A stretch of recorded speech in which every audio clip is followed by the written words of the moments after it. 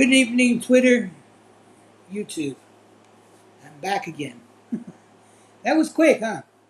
Well, I wanted to touch on another subject tonight before I shut down for the night, and that is another topic that I was reading throughout the course of the day. I found it interesting.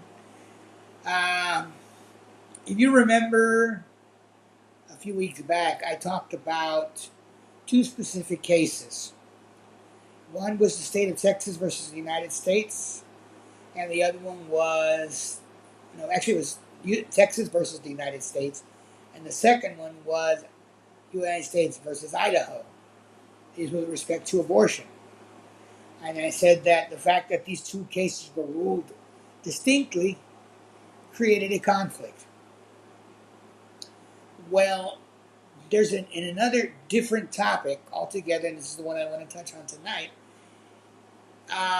We have two cases that are also split decision and have also created another unique conflict.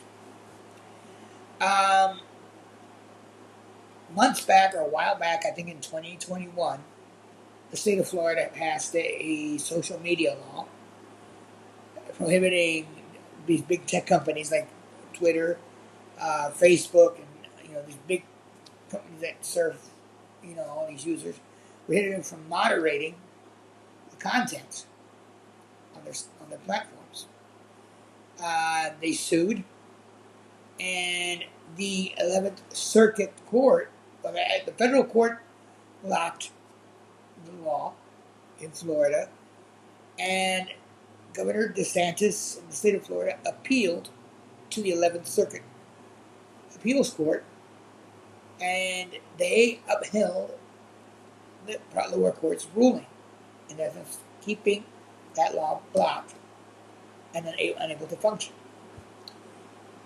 Now, I say that because in Texas there was a similar law passed a while back, and that one also these tech companies sued, and that went to the federal court. The federal court, I believe, ruled that, I don't know what the initial ruling was, but suffice it to say it was appealed. And in the Fifth Circuit, I believe that this past week, or just a couple of days ago, the Fifth Circuit said, okay, the law is legit. We're going to lift the stay on the block and thus make the law valid again. So it ruled the exact opposite that the law in Florida did. Well, this creates a conflict.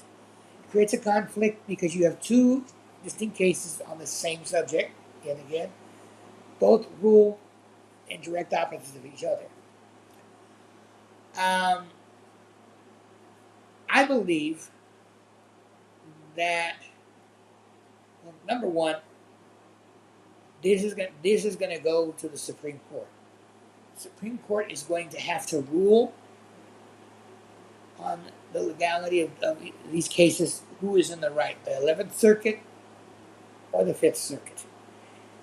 Now, there's one important factor that we need to remember, and I'm gonna pull up the ruling in Florida because I want to show you something. This ruling in Florida says something very interesting. Let's look at it. The ruling in Florida says we will begin with the editorial judgment cases. Editorial judgment. What that means is he's basically saying these platforms have the ability to do editorial judgment, and because they have that ability, that gives them First Amendment rights. Okay, so we have to remember the terminology editorial judgment. Okay, let's go back to the paragraph. It says we will begin with the editorial judgment cases. The Supreme Court has repeatedly held that a private entity's choices about whether, to what extent, and in what manner it will disseminate speech, even speech created by others, constitute editorial judgments protected by the First Amendment. Now, if we look at the paragraph below it, give me a second to scroll here, it says, Miami Herald Publishing County versus Forneo is the patent-making case. This is the case that they're referring to. It's a Supreme Court case.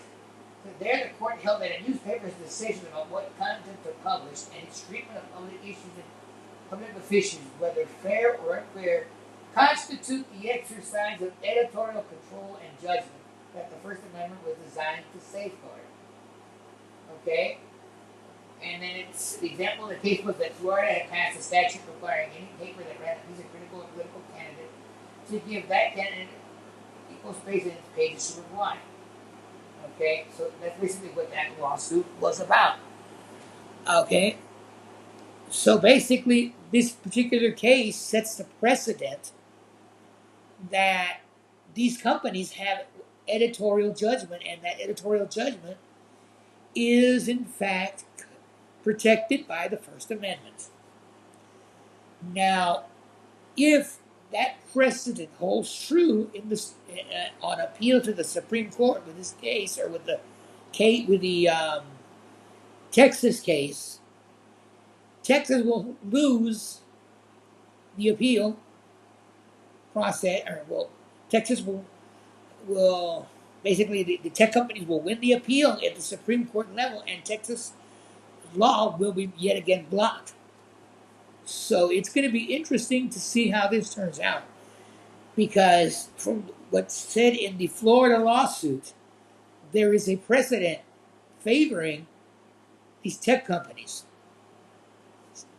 That's good. It's very important to note that.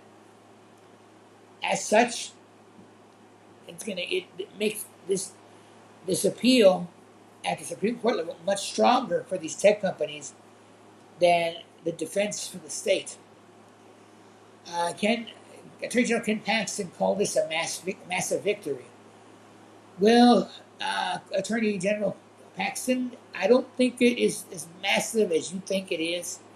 If the precedent stated in the Florida case is true, and if it does, it stands to reason that your victory will be short-lived. So it's a matter of, as I said earlier in the earlier live tweet, a matter of waiting and seeing what is going to happen. We have to wait for one of these cases, if not the Texas case, to be appealed and taken to the Supreme Court.